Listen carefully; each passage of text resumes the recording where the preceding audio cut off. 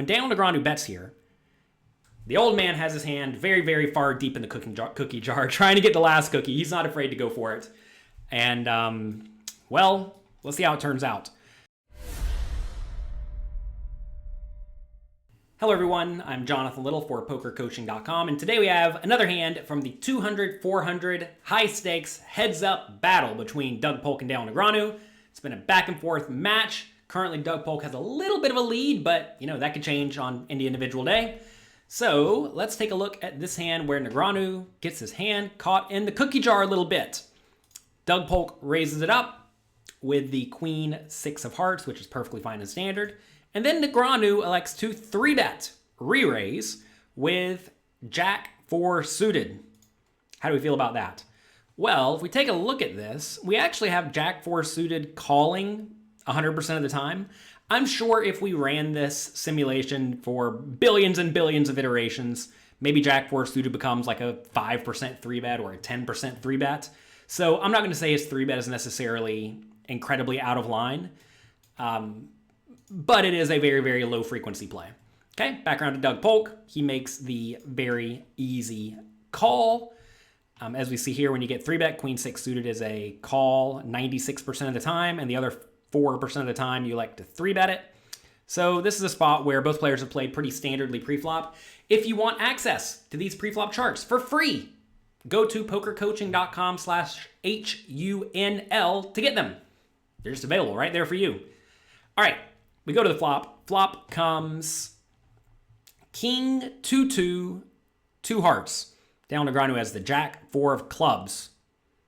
Not a particularly good hand. But in 3-bet pots, very often you can get away with continuation betting somewhat frequently using a small size with essentially your entire range on pretty uncoordinated boards. And this board is very uncoordinated. As we see, if we take a look at the GTO strategy for Negreanu, as you see, he can bet like literally every hand that he has in his range. Notice we gave him a little bit of Jack 4 suited, which is, you know, certainly reasonable. And everything bets, which is perfectly fine and standard. And now if you're in Doug Polk's shoes with this flush draw, take a second and ask yourself what you would do.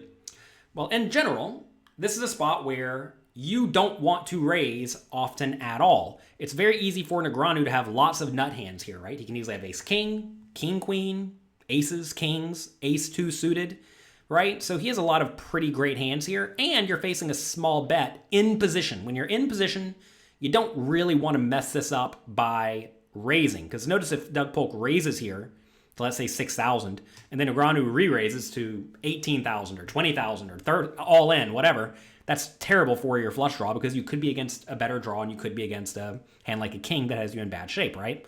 So this is a spot where Doug Polk should definitely call. That is exactly what he does. If we look at his GTO solution here, you actually see he only folds this flop, King 2-2, 12% of the time. Not a lot. Take a look at this. He's really only folding just the absolute worst unpaired hands. Notice if he has Jack 9 suited, or most of the offsuit ones. Jack 9 continues the vast majority of the time. On King 2-2, Jack 9 of diamonds is supposed to call this bet. You really doing that? You're supposed to. Turns out it's somewhat unlikely either player connected great with this board, and when you're getting good odds in position, closing the action because your head's up, this is a spot where you just have to stick around very, very wide. Some other hands he has to continue with. Remember, it's King 2-2, Queen 9 offsuit, 7-6 with a backdoor flush draw, 6-5 with a backdoor flush draw, right? Hands like 5-4 suited, 5-3 suited, 4-3 suited, if you have them, all continue. 4-3 of diamond sticks around because you're getting great odds in position and the hand has a little bit of potential. All right, they go to the turn. This is where this hand gets really interesting. And it's on Daniel Negreanu. Take a second and ask yourself what you would do with this Jack 4 of clubs. Go ahead, pause the video and tell me what you would do with the Jack 4 of clubs here. Would you check, looking to check fold? Would you bet small? Would you bet big? Or would you get really tricky and check, looking to check raise? Pause the video and commit to it. Type it in the comments below. Going through this process and actually thinking about what you would do in this spot goes a long way to helping you improve your poker skills. So take a second and do it.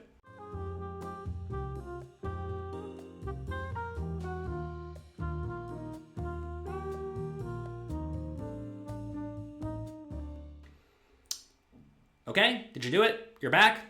All right, in this scenario, let's take a look at what Daniel Negreanu does. He goes for the big bet. He is applying the pressure to Doug Polk. What do you think the solver's going to say? Turns out, the solver says here, with Jack 4 suited, if you have it, you actually only bet in this scenario a small portion of the time, and the times that you are betting here are when you have the flush draw. Jack 4 of hearts.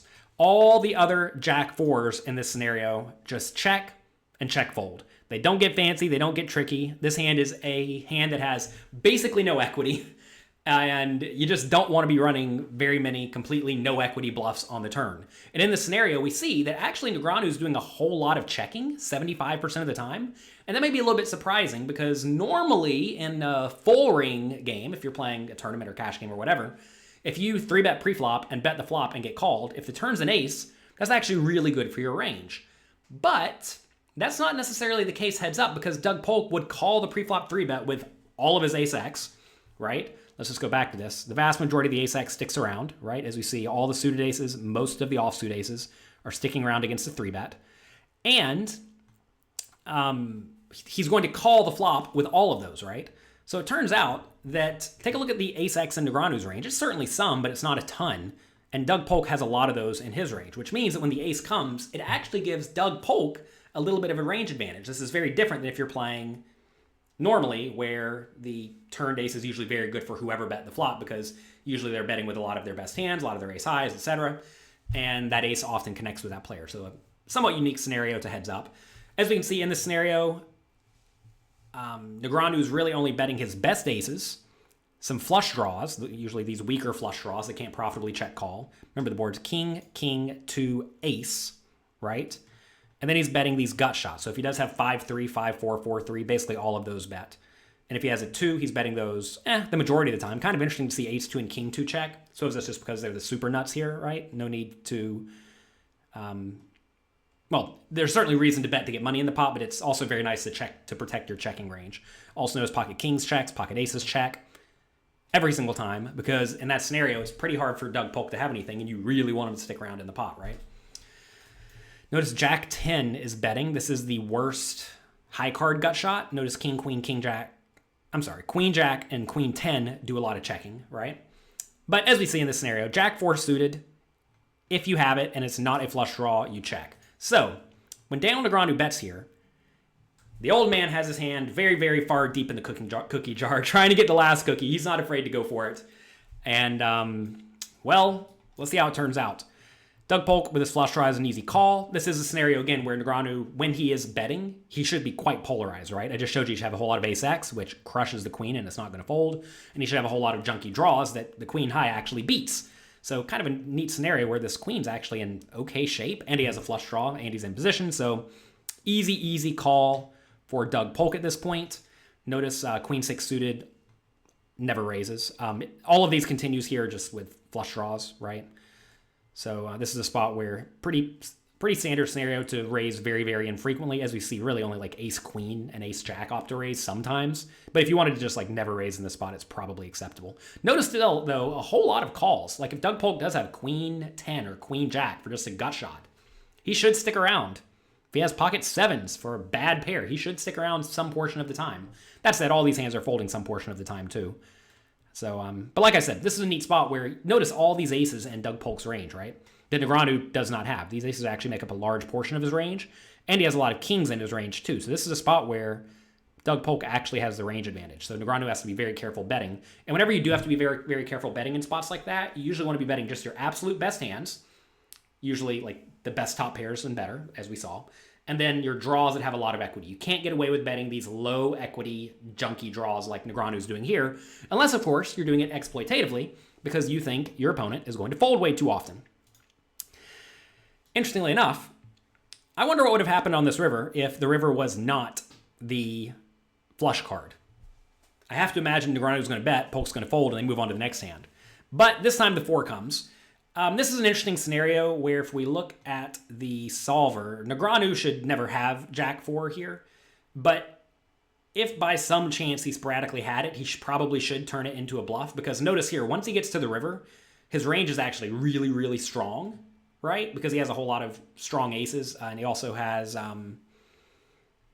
the straights down here with the 5-3, right? 5-3 is a straight. Yeah, 5-3 is a straight. So he actually has a pretty good amount of hands that are very strong in this scenario when he does find himself in this scenario. He also has some flushes, right? The vast majority of these hands here are just all flushes. So he gets to bet this river pretty frequently. And if he happened to have the random Jack 4 suited, he should probably use it as a bluff. You may say, but the 4 has some showdown value. But not really. 4 doesn't really have any showdown value here because, it has a little bit because we know Doug Polk could have Queen 10. But if you check and Doug Polk bets, you just fold. And if Doug Polk does have a junky hand here, he's at least going to be inclined to bluff it sometimes if you check. Anyway, in this scenario, if Negreanu does happen to have this exact hand, which he should not have, but if he did have this hand, he should probably go ahead and bluff it. And that is what he does. He puts Doug Polk all in. At this point, Doug Polk has an easy call, right? You're not folding this hand. Let's take a look at how wide he actually should call in this scenario. Notice that even some ace-x should fold in this spot. All of these here are flushes, right? This whole gigantic block. Notice 5-4 would fold if he faced a bet. So like if he did call the turn with a gut shot 5-4 and river to 5, or river to 4, he would fold to a bet. Some kings fold. And it's kind of shocking to see a lot of these ace-x folds. But again, if you know your opponent is a little bit loose, a little bit aggressive, you just can't make big folds in this spot. So this is a pretty neat scenario where when you're facing these river overbets, I think what happens to a lot of people is they just get it in their minds. I'm calling any bet. I don't care what happens. But as you can see here, you actually should be folding, assuming you're trying to play the GTO strategy, a whole lot of hands. Like king, queen folds, king, jack, king. Like look, basically every suited king here folds, which is a little bit surprising, right? Because essentially what happens here is that even though the obvious gut shots miss, like queen 10, let's go back here and take a look at what Negreanu does with queen 10. Notice if Negreanu has queen 10 offsuit here, he's bluffing it literally every time. Same thing for queen jack and jack 10. He just doesn't actually have these all that often because he's playing them differently at some other point in the hand, to the point that Negreanu's betting range is quite strong, and he's betting big, and some of the flushes came in, right? Like all of these down here are flushes for Negreanu. And interestingly enough, Polk's range is actually somewhat protected because he has a lot of flushes too. And he has the straights, and he has lots of aces, right? To the point that he can get away with folding a decent chunk of his aces. So cool spot. Obviously, Polk never folds here. And a pretty substantial pot is pushed towards Doug Polk. That's going to be it for this hand. Hope you enjoyed it. Right now, maybe it just ended, I'm not sure. We have a Black Friday sale going on. Check it out at pokercoaching.com/Black Friday. If it's not Black Friday, it's Cyber Monday, one of the two. Whatever the best sale I have going on pokercoaching.com is right now, go to pokercoaching.com/Black Friday to get it. If you like this type of content, we have loads of educational strategy videos by myself and the people who teach me to be a poker player. I actively hire the best poker coaches in the world to teach you, but also to teach me. We are all here in this improving together so that we can improve our skills and continue to crush. This is a sentence. So we can continuing to crush poker long term. Goodness gracious. Oh, words are hard sometimes, everybody. Words are hard. Hope you enjoy your day. Have a great week. I wish you the best of luck in your games. Again, check it out, pokercoaching.com/Black Friday. And if you like this video, if you like the fact that I can't put a sentence together sometimes, click like, click subscribe. There is a little notification bell in the bottom down here below somewhere. Check that out. There's also links below the video where you can check out everything else I have going on. Have a great week. Thanks again. I'll talk to you next time.